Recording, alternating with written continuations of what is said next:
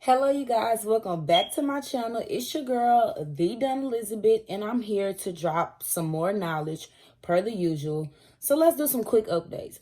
First off, you guys, if you hear this buzzing in the video, I have finally submitted a service request for them to come fix this smoke alarm. I submitted it like a week ago, and they still have not came to fix it. So when that is fixed, the videos will be A1. But until then, please ignore the background.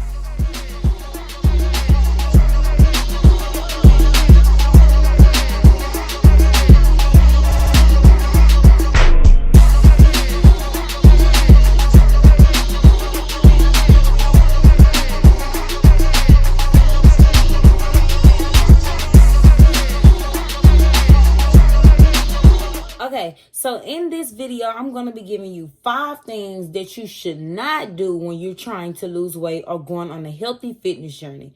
So get ready to tune into your girl because y'all know I'm going to stay straight facts. These are based on my opinion from my experience. Take it or leave it, but you guys know that I will not lead you wrong. I am a believer in sustainable weight loss, long-term weight loss, losing the weight and keeping it off. And if that's any of these 3 that you're trying to achieve, then you need to keep watching this video. So let's get to it. All right. Number 1, this is my big problem with the fitness society, social media, fitness gurus, all that. The fad diets. Let me tell y'all why these are a big no for me. Fad diets includes keto, in my opinion, OMAD, which is 1 meal a day, no. Detox teas, no. All those are ways to quickly lose weight. If any person are looking to like drop weight like this, they will automatically resort to those diets. And the thing with those fad diets is, of course, it will cause you to lose weight fast. But what questions it, will you keep the weight off long term? Is it healthy for your body? Are you still intaking the proper nutrients to just keep you up and living and running? Are you actually losing weight? Are you losing too much muscle? So when you do get the body that you want, do you look the way that you want to look because you have done so much that have sucked everything out of your body to where you don't have the toneness and the muscle of your body that you want? That's my problem with fad diets. And the only reason why I have a big problem with it is because people are looking to lose the weight so fast that they're not thinking about the consequences of losing the weight fast. So this is my opinion with keto. You're starving your body of carbs, which eventually your body will start relying on the fat to basically lose weight. So your body starts to break down the fat because it doesn't have carbs. Okay. You lose about 10 pounds, 10, 15 pounds in a month because you're not intaking carbs. Okay, but 3-4 months from now, when you decide, okay, I'm where I want to be, I'm going to start back eating carbs. Do you know what happens when you start back eating carbs? Your body will literally go into another shock because it has been without the carbs for so long. And you know what that weight gonna do? It's gonna come back like, did you miss me? And in my opinion, that's not something I want. First of all, unless your doctor recommends a low-carb diet, I don't suggest that anyone goes on a low-carb diet because, 1, carbs are our main source of energy. When people think of carbs, they think of them as bad things, but you have such thing as simple carbs and complex carbs. Simple carbs are stuff like candy, sweets, chocolate, and stuff like that. But complex carbs are like whole carbs that has a lot of nutrients such as sweet potatoes, lentils, beans, lentils, however you say it, lentils, beans, all those type of foods that give you more nutrients, take a longer time to break down, which your body fuels for energy. That is the point of having complex carbs. So when people think they want to cut out carbs, no, you want to cut out those processed carbs and those extra sugar carbs. You want to incorporate more complex carbs, more carbs that will give you your nutrients, more carbs that will provide you with the right energy and the right nutrients and healthier for your body versus a whole bunch of sweets and candies, you know? So that's really my problem with fad diets. And then OMAD. Even though after I've done some research on it, the doctors do approve that that is an effective way to lose weight. But like I said, 2-3 months from now, do you still see yourself only eating one meal a day? Once you get to the weight that you desire, do you still see yourself not eating carbs, eating burgers without buns? Do you still see yourself only intaking one meal a day?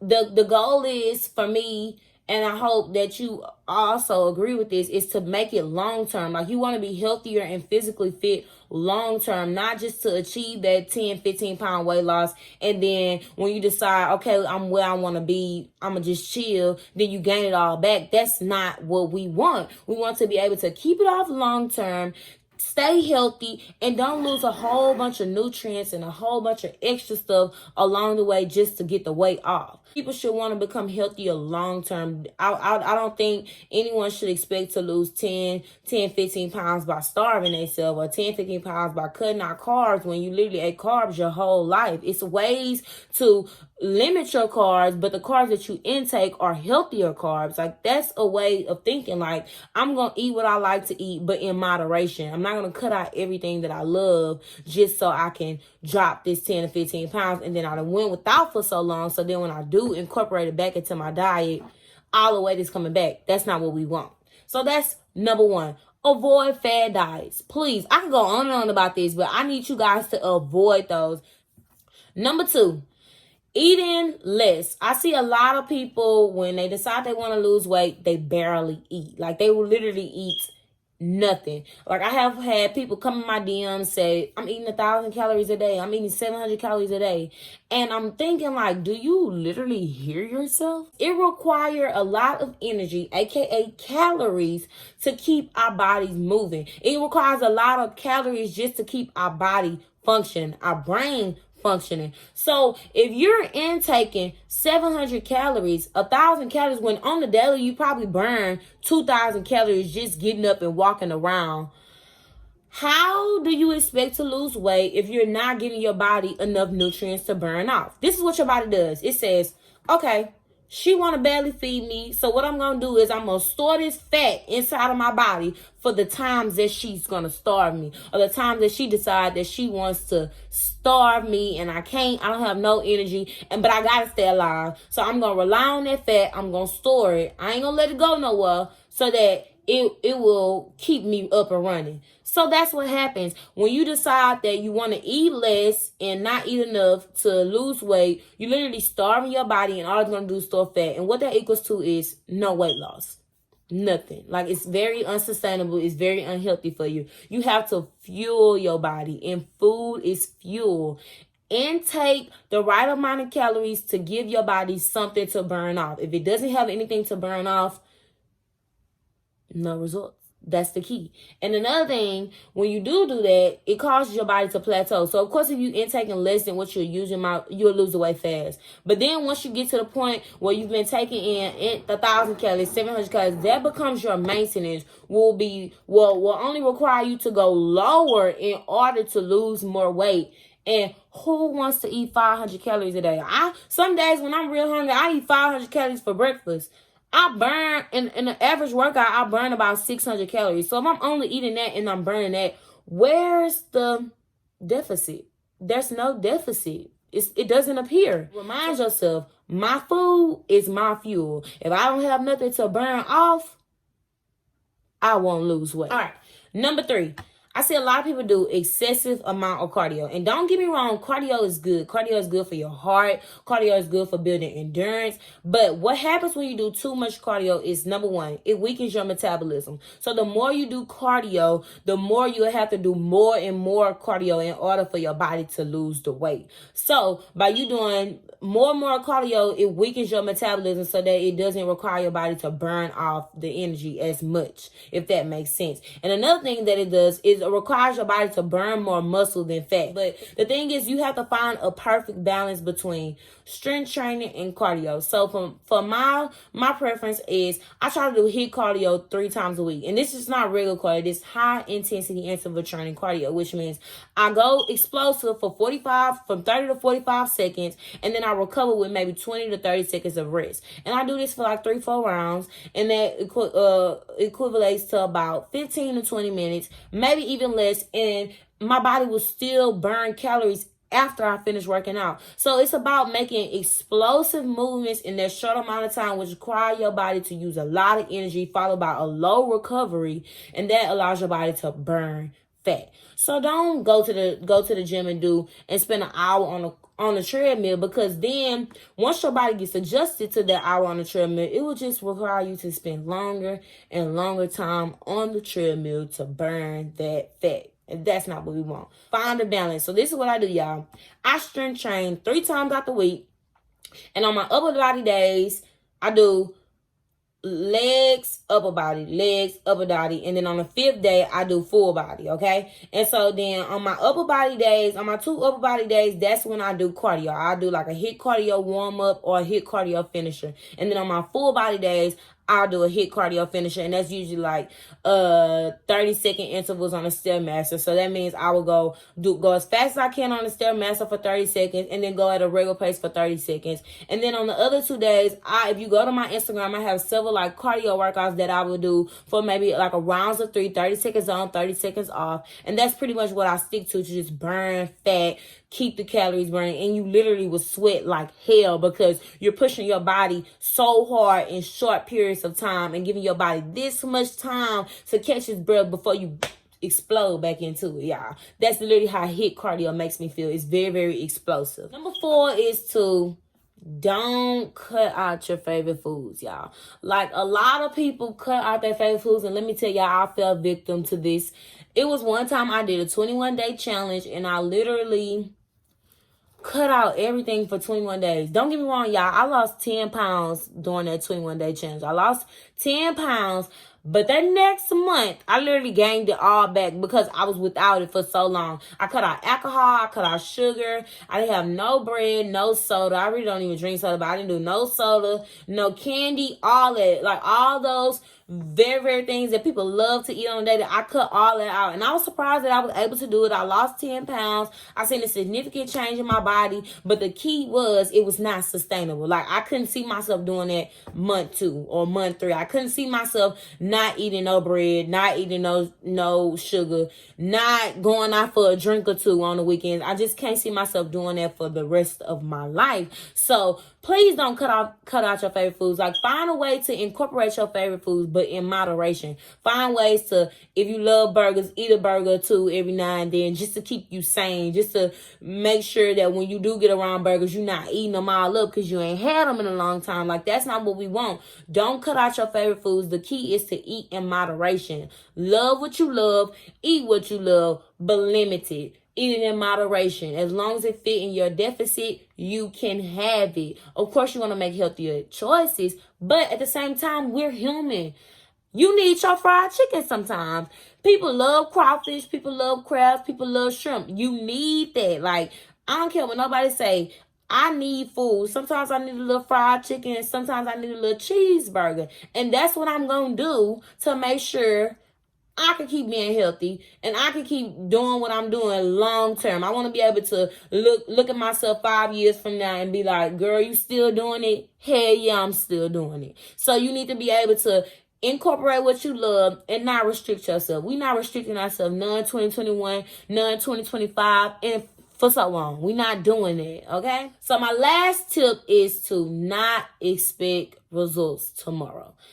And really, really, honestly and truly, it's very important that you don't expect results tomorrow, because let me tell you, when you spend about 2 years eating what you love, not watching your figure, doing what you do, you can't decide. You can't wake up on one day and be like, oh, I want to lose weight, and then you go work out for about 2 weeks, and then you're like, oh, I can't lose weight. No, you can lose weight, but you're not patient.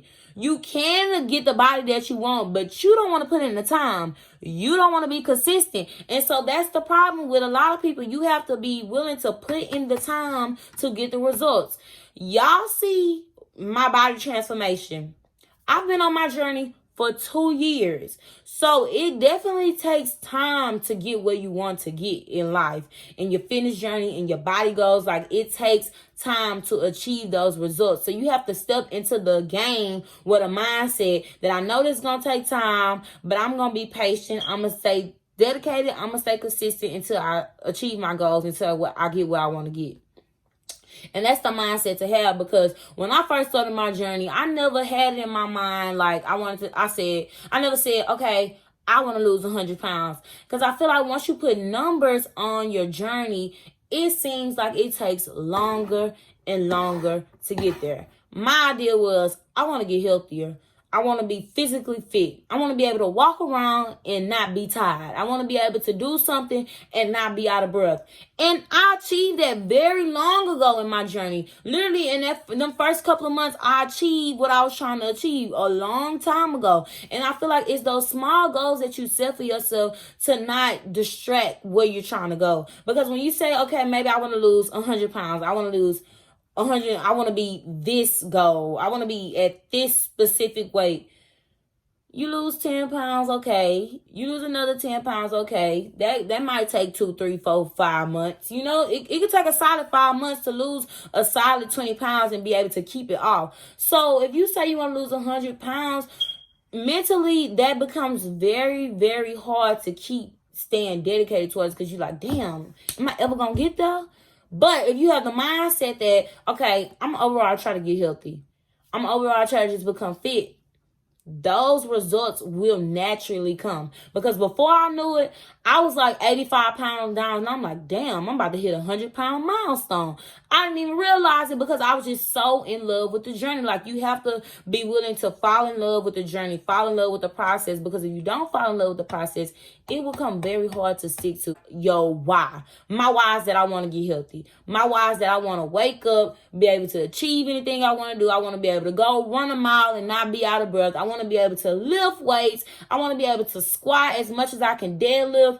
Those are the type of goals that you want. Like, goes beyond just what it say on the scale. Goes beyond just looking in the mirror and loving what you see. Of course, we want to love what we see, but you need to have some more deeper rooted goals that will help you keep pushing, because sometimes what you see in the mirror will take forever to be pleased with, or what you see on the scale sometimes take forever to be okay with. So you have to have goals deeper, goals that have more meaningful beyond just want to be a certain size or wanting to look a certain way. Think, I want to be strong.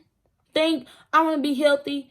I want to go to the doctor and they don't tell me I'm overweight. 9 times out of 10, they're probably still going to tell you overweight. So that's why I don't never give a damn what the doctor say to me, because they've been telling me I was overweight since I was a little girl. I probably go to the doctor right now, they probably still tell me I'm overweight. But you know what? I know I'm strong. I know I'm healthy. And that's all that matters. So with that being said, these are the 5 things that I want you guys to avoid when going on a weight loss journey, because we want to keep our mental strong. We want to keep our path clear, our goal right there in our path, the finish line, in our eyesight. We need it all there in our face. And the only way to do that is to become mentally ready for the journey, y'all. It's all mental. It's all emotional. It's all in your head. When you say, I can't lose weight because I love food, no, it ain't the food. It's because you're not mentally ready to make sacrifices. You're not mentally ready to make changes in your lifestyle to get where you want to be. You have to change your mind before you change your body. And I'm done preaching, y'all. So with that being said, don't forget to thumbs up and subscribe and come back and mess with your girl.